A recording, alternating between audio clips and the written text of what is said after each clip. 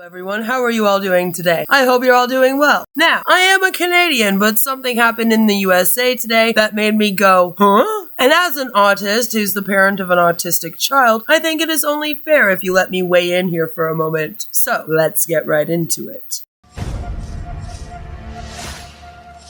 Karma's a bitch. Queen of Karma.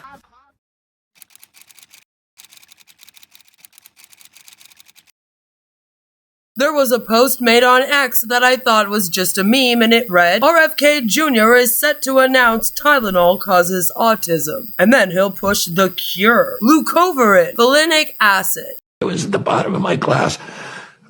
I started doing heroin. I went to the top of my class. Who sells folic acid? Dr. Oz's supplement company, iHerb. The same Dr. Oz who is now the administrator of the Centers for Medicare and Medicaid Services, CMS, in Trump's administration. Think about that. A government health official tied to the very supplement company that benefits from RFK Jr.'s bogus cure. This isn't public health. It's corruption dressed up as wellness. But then today happened. Trump made an official address to the public, and this is what he had to say. Effective immediately, the FDA will be notifying physicians that the use of acetaminophen,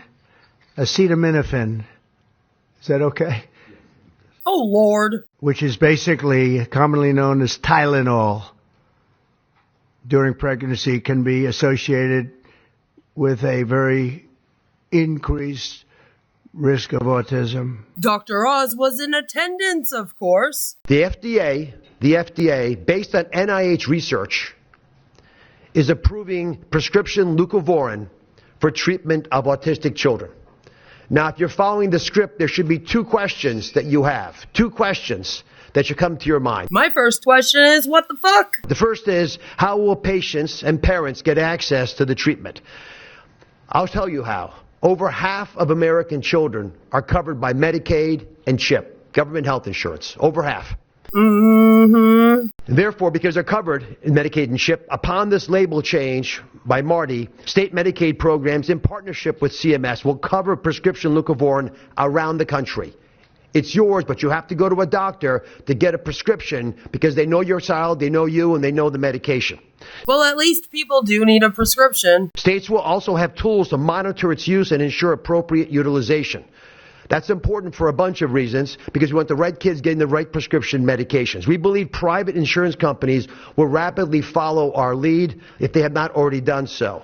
And again, to make sure that this is safe and effective treatment, you need a physician to prescribe the medication because it's on prescription. This medication needing a prescription also doesn't automatically equate to it being a safe medication. The way Dr. Oz worded that made it sound like so, but I just want to be clear on that. Everyone on X, formerly known as Twitter, was pointing out that Dr. Oz could have a nefarious agenda by choosing this alleged cure. Many users also pointed out that this was insane and memed the entire situation. Ask not what your country can do for you. Ask what my nephew's fucking problem is. Grok was also quick to point out that Dr. Oz has a direct connection to this, and people were demanding to know the connection between leucovorin and autism. I found this article that allegedly explains why this is happening, so let's give it a read. I think the USA is making a huge mistake, but we should always educate ourselves before we come to a final conclusion on what we think about something. So,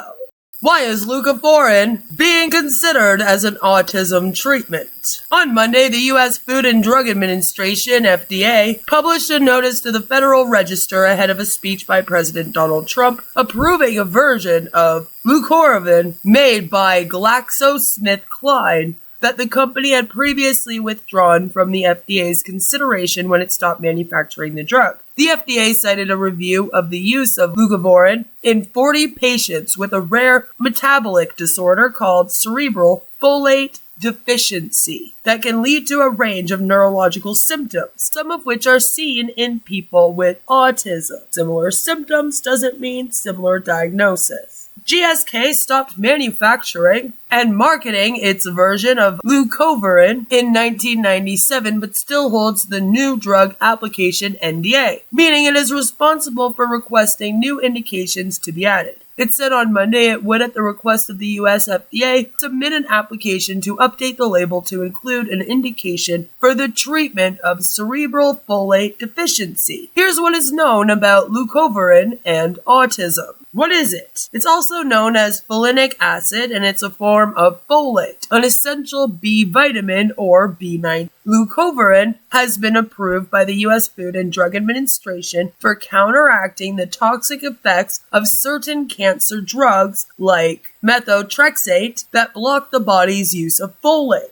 It is also used to enhance the effects of other chemotherapy drugs and to treat specific types of anemia. The drug can be given orally or intravenously. It is made by more than half a dozen companies, according to the U.S. Food and Drug Administration website. Why is it important? Folate helps cells grow and divide. It also supports the immune system and helps produce healthy red blood cells. In developing fetuses, inadequate folate leads to a type of serious birth defect called neural tube defects. The U.S. Centers for Disease Control and Prevention advises all women capable of becoming pregnant to supplement their diet with 400 mcg of folic acid every day to help prevent neural tube defects. Some studies, but not all, have also found an association of low maternal folate levels during early pregnancy with an increased risk of autism in children, allegedly. Why consider this drug to treat autism? Doctors have been prescribing Leucovorin for autism off-label or repurposing a drug approved for one condition to treat another. Studies from researchers at Sunny Downstate Medical Center in Brooklyn, New York, and elsewhere, they just can't tell us where, I guess, have suggested that up to 3/4 of children with autism have genetic variations that impair their body's ability to process folate or autoimmune disorders that block folate transport to the brain. Other small studies have linked these findings with more severe forms of the disorder and suggested that treatment with Leucovorin can improve verbal skills, social skills, and irritability in these youngsters. However, the science regarding Leucovorin and autism is still in very early stages, and more studies are necessary before a definitive conclusion can be reached. The Autism Science Foundation said in a statement.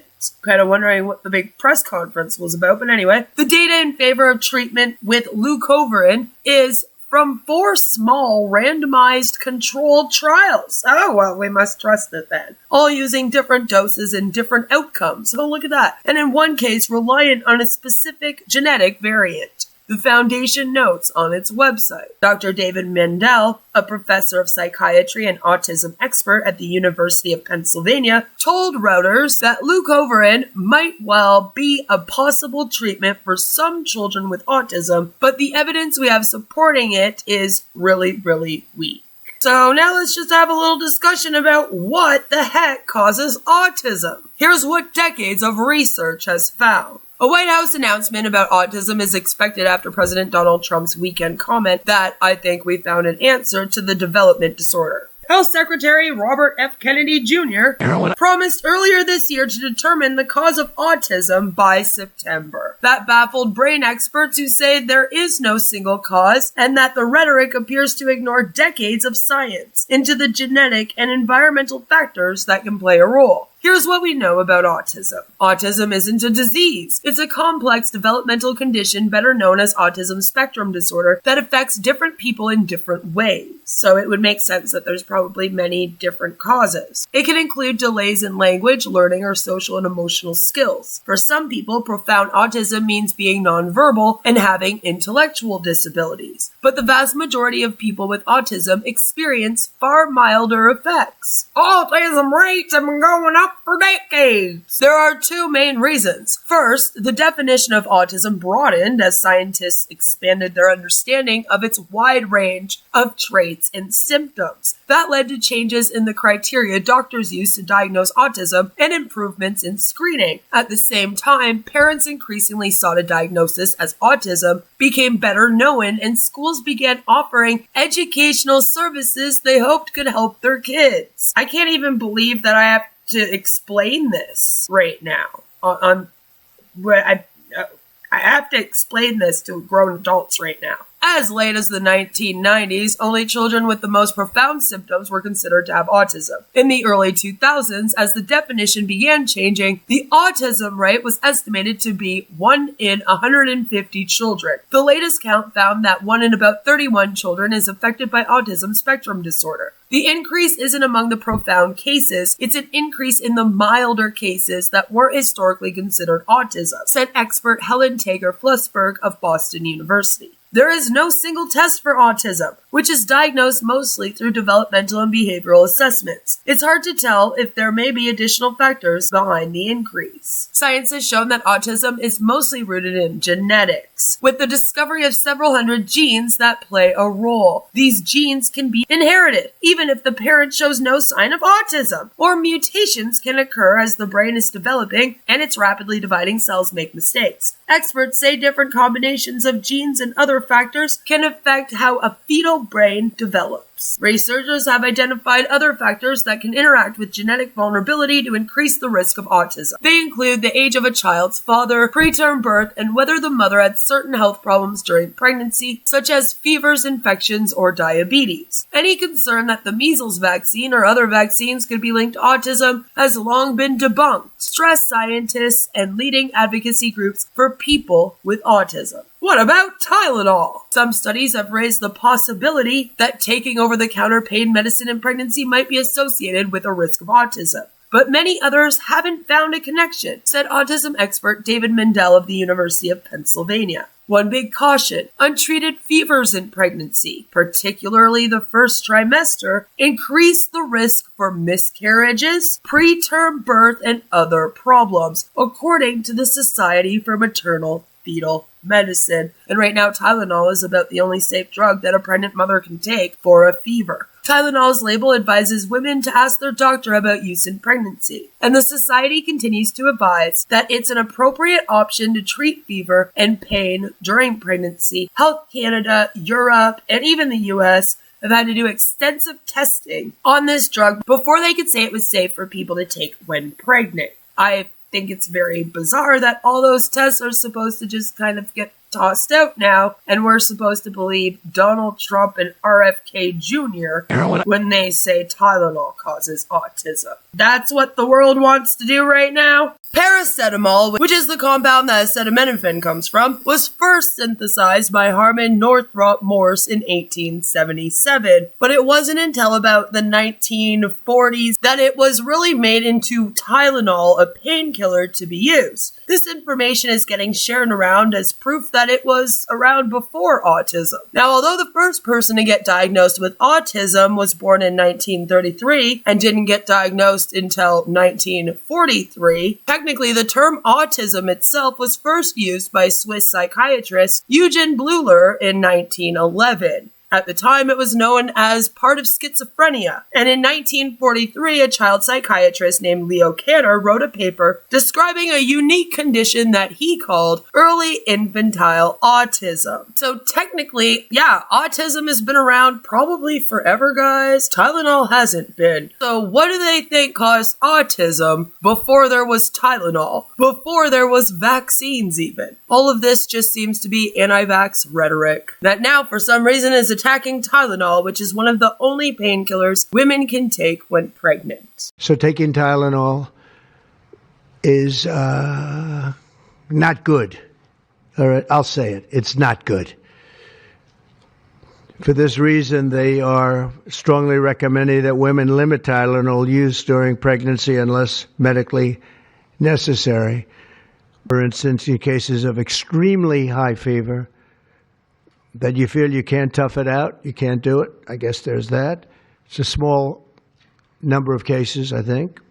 But if you can't tough it out, if you can't do it, that's what you're going to have to do. You'll take a Tylenol, but it'll be very sparingly. But leaving it untreated, might be detrimental. And just blanket statements about don't use it is just really not based on evidence, and also not the kind of nuanced expert advice that pregnant women deserve. Leucovorin is approved by the FDA to treat cerebral folate deficiency, which can lead to a range of neurological symptoms, many of them sharing similar traits seen in people with autism. That doesn't then mean that Leucovorin can treat or cure autism, or that Tylenol then causes autism. I'm still failing to see the connection Tylenol even has to all this. It sounds like Leucovorin can help people in cancer treatment, and we don't want to take that away from them either. We have also identified an exciting therapy that may benefit large numbers of children who suffer from autism.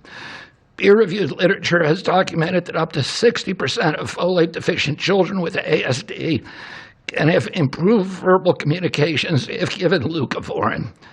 I have instructed NIH, FDA, and CMS to help doctors treat children appropriately. And maybe Leucovorin can help with these symptoms, cancer patients, especially those in chemotherapy, and those suffering from cerebral folate deficiency experience. But again, then it is in no way a treatment or cure for autism. So I feel like misinformation is being spread, and there's a lot of fear-mongering. A lot of people have great reason to be scared right now due to the language being used by Trump and the history of the anti-vax community's views on autism.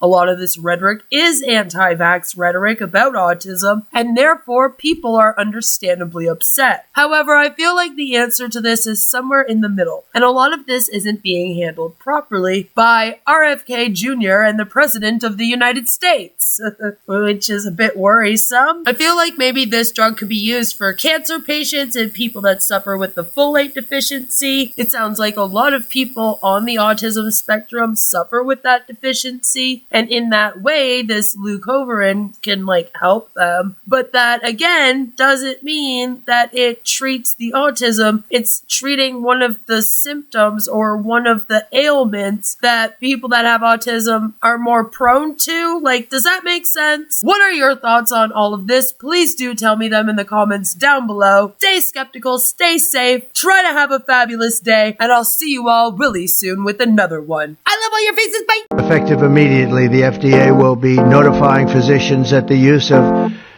let's see how we say that. Acetaminophen, acetaminophen. Is that okay? Acetaminophen, acetaminophen. Is that okay? Acetaminophen, acetaminophen, acetaminophen, acetaminophen, minophen. Is that okay? Is that okay?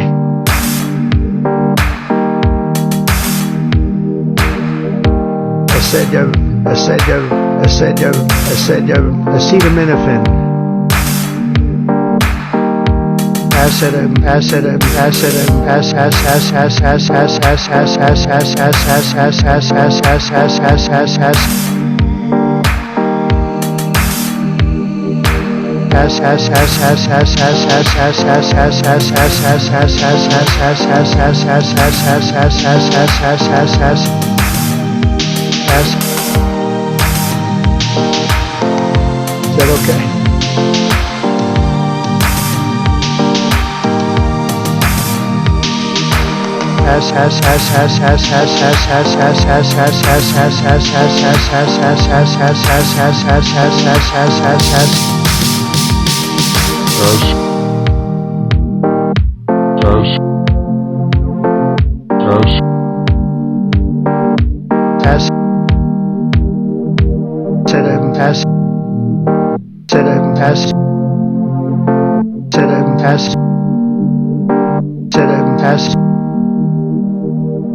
Pass.